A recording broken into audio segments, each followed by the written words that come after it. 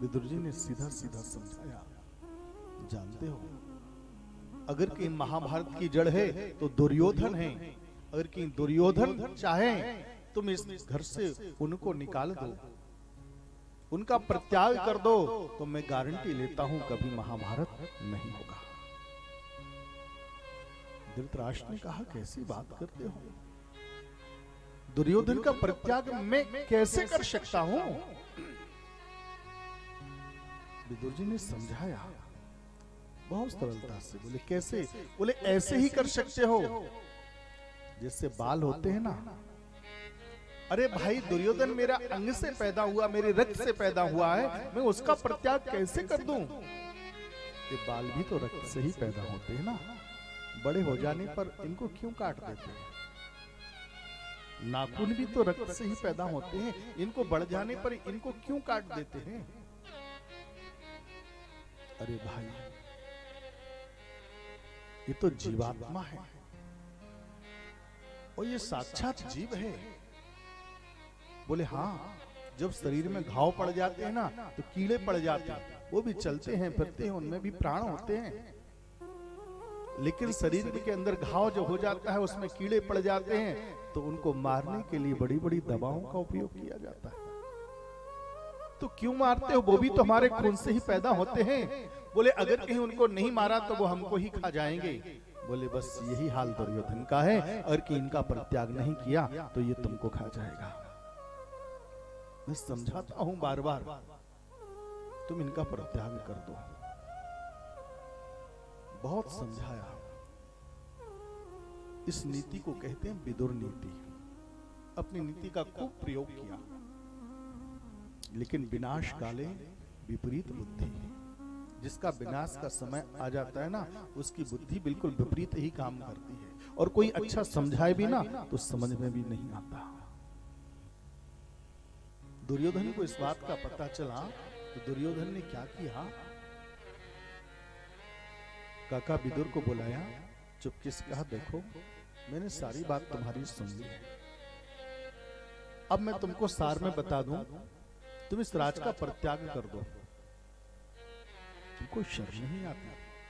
अरे जिस थाली में खाते हो उसी थाली में छिद्र करते हो, मेरे जूठे हुए टुकड़ों पर पलते हो, मेरे दिए हुए भोजन से तुम्हारा पेट भरता है, और तुम मेरे परित्याग की बात करते हो।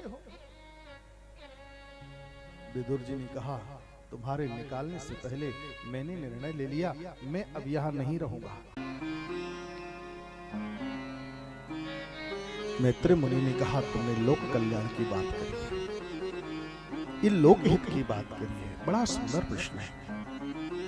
विदुर जी जानते हो दुनिया के लोगों की स्थिति कैसी है? दुनिया के लोग कर्म तो सब करते हैं, लेकिन जो काम करना चाहिए वो करते नहीं, और जो नहीं करना चाहिए उसको करते हैं। जो खाना चाहिए उसे खाते नहीं, और जो नहीं खाना चाहिए उसे खाते हैं। जहां रहना चाहिए वहां रहते नहीं, और जहां नहीं रहना चाहिए वहां पर रहते हैं। प्रकृति के विरुद्ध काम करते हैं। जब प्रकृति के विरुद्ध काम करते हैं तो उन्हें दुख मिलता है। ठीक वैसे ही बात, अगर कहीं वस्त्रालय में जाओगे तो वस्त्र मिलेगा। वस्त्रालय में जाकर के आप कहो, भैया 4 कचौड़ी देना, 2 समोसे देना, वो कहेगा भैया भोजनालय में जाओ ना। औषधालय में जाओगे, वहां अगर कोई पुस्तक मांगोगे तो वो कहेगा भैया यहाँ तो औषधि मिलती है, पुस्तक चाहिए तो पुस्तकालय में जाओ ना। विद्यालय में जाओगे और विद्यालय में जाकर के अगर कहीं वहां पर विद्या चाहोगे तो विद्या ही मिलेगी। जो जिसका आलय है उसमें वही तो मिलेगा। औषधालय में जाओगे औषधि मिलेगी, विद्यालय में जाओगे विद्या मिलेगी, वस्त्रालय में जाओगे वस्त्र मिलेगा, भोजनालय में जाएंगे तो भोजन मिलेगा। वैसे संसार भी क्या है? ये भी आलय है। आलय माने होता है घर, ये भी घर है। और जानते हो ये काहे का घर है? भगवान श्री कृष्ण श्रीमद् भगवत गीता में कहते हैं, अर्जुन इस संसार क्या है जानते हो? बोले क्या है भगवान? दुःखालयं शाश्वत साधनम ये संसार है दुखालय, यानी दुख का घर। इस संसार में रह करके केवल दुख ही मिलेगा, सुख कभी नहीं मिल सकता। जब ये दुख का घर है तो दुख के घर में तो दुख ही मिलेगा। इसलिए संसार में कोई सुखी नहीं है, ये कड़वा सच है। कोई तन दुखी, कोई मन दुखी, कोई धन बिन रहते उदास। कोई तन से दुखी है, कोई मन से दुखी है, तो कोई धन से दुखी है। भगवान का दिया हुआ सब कुछ है, स्वास्थ्य ही अच्छा नहीं रहता, क्या मतलब का धन तुम्हारा।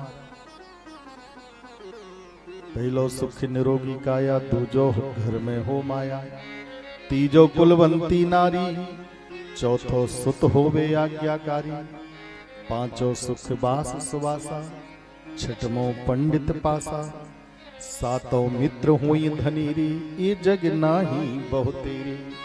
ये 7 सुख हैं। 7 सुखों में सबसे बड़ा सुख होता है पहलो सुख निरोगी काया, स्वास्थ्य अच्छा है। समझना सबसे बड़े धनवान दुनिया में हम हैं, जिसका स्वास्थ्य अच्छा है। और कहीं स्वास्थ्य बिगड़ गया ना, तो समझो हमसे बड़ा कंगाल कोई और नहीं। ठंडी पड़ रही है खूब कड़ाके की।